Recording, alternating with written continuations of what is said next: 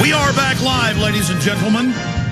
It is Wednesday, the 24th day of February, 2010. Big news blitz coming up. Get into the hypocrisy of law enforcement, state and federal government, not enforcing against criminals, but throwing the book at the American people and harassing us and violating all of our rights to basically break us like a pimp would break a whore into total submission. But the people are saying no. Okay, so many calls. I don't know where I left off. Who is up next here? Dylan in New York. Thanks for holding her on the air. Hi, Alex. First off, I enjoyed yesterday's piece on the drug war. Very interesting. But what I wanted to speak with you today was something you mentioned earlier on the show, talking about them killing 80% or 90% of the population is what I believe. Basically, the New World Order's agenda. Now, I saw a video of you on YouTube where you were walking around in Georgia filming the coffins that FEMA purchased for its American citizens. With that said, I can personally acknowledge that they do have a very large controlled grid in Georgia. I used to work for a very large corporation, and they're literally the phones, computers, air conditioning, everything, lights, everything was controlled by a grid in Georgia. Basically, my main question is, with all of this and what FEMA is doing, will we be able to tell when martial law will be instated? All right, Dylan, let me clarify and answer your question. Number one, I never went to Georgia and walked around in the coffins. That's somebody else with a southern-sounding accent. I guess they sound a little bit like me. But, yes, those are coffin liners. And we did confirm last year with the Bureau of Cemeteries from New York and other states that they are preparing for mass death during a bio attack or a natural plague of some type. And clearly one big rail of tyranny and bringing in possible martial law or full-born martial law would be a staged bio attack. Now, that said, when you are put through naked body scanners, when they're having TSA checkpoints in Miami and Dallas, Texas, and New York and Boston, Massachusetts, randomly searching people, or you go downtown Austin and they randomly wand people now, or you try to go to a fireworks display and they're searching you and your bags, or having regular Army out, or Marines. This is martial law. Or when the governor last year in Tennessee says you can't have military checkpoints in all these towns, the military just went ahead and did it. That is martial law. It's just not declared. They are training us that a martial law type atmosphere is normal and acceptable, okay, without ever even declaring it. I mean, when the government's saying they'll kill U.S. citizens without a trial and they'll arrest you under terrorism charges in non-terror related cases and waive your rights, that is martial law. So it's a gradual, incremental march into tyranny that we're facing. Let's go ahead now and let's talk to Ron in Texas. Ron, you're on the air. How you doing, Alex? Pretty good. Hey, it's been great to talk to you. I haven't been able to talk to you since Friday before the gun show, but I mentioned to you about a change in tactic relating to this Mr. Stacks bombing thing. Yesterday, with the article that you had with Mr. Dew about his interrelations with those L3, in his letter that he wrote, I'm not going to call it a manifesto because Karl Marx wrote a manifesto. That's a manifesto. This is. I understand, but in his letter, go ahead. Yeah, in his letter, he makes a reference to when he was working in Southern California, and at that time frame that he's mentioning in it, L3 was doing a lot of work in involving with the Global Hawk and everything else. I look at it like this. You were wanting to know where we see the state of the country going. I see it heading slowly as a probing tactic into what we will and will not accept.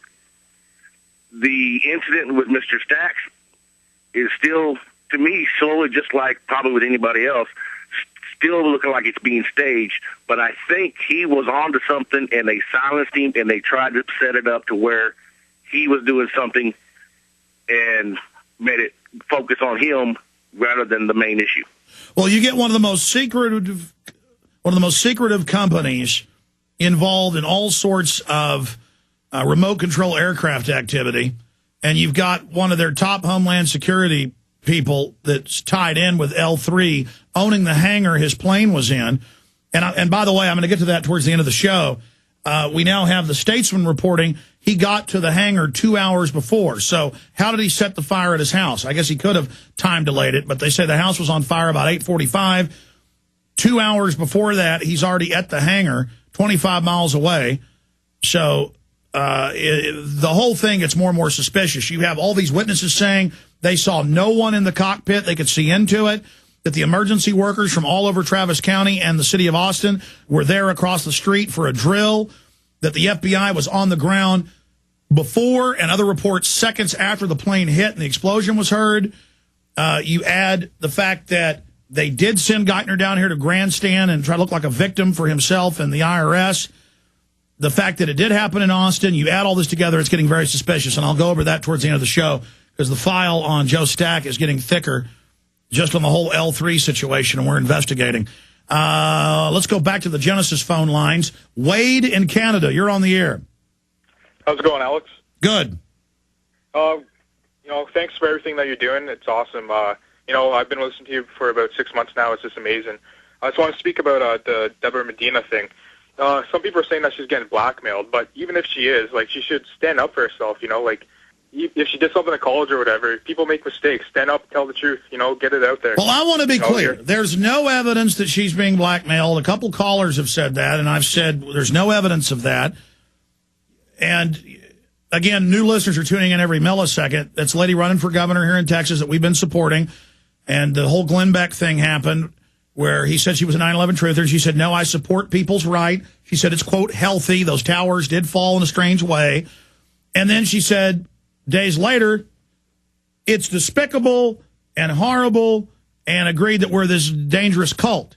And I'm saying, man, that's quite a flip-flop. That hurts my feelings. I didn't know I was despicable.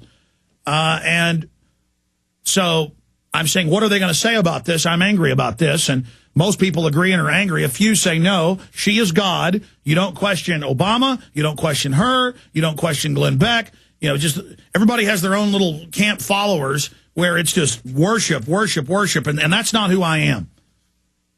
Good. You got to stand up. Lots of people died for you guys to have the freedom of speech, and, you got to fight for that. And it's another thing about Glenn Beck. You could tell he's a phony because he goes there and he calls 9/11 truthers morons and idiots and stuff like that. But if he's actually a real American, he'd actually be like, good, question your government. No, he says a lot more. He says we're going to stage terror attacks and murder Obama. Yeah. But it's him pushing everybody towards violence, though, right? But absolutely. I appreciate your call. Days before the attack last Thursday in Austin, he was saying that these Tea Party people who are birthers are only 5% when the polls show it's more than half of Republicans question the birth certificate. And he was saying 9/11 truth's 5% of the population. Another lie. And that we're all dangerous anti-Americans and violent. And then he put Debra Medina's picture up on the blackboard and next to Van Jones and said, these people hate America. And I came to her defense and said, this is horrible.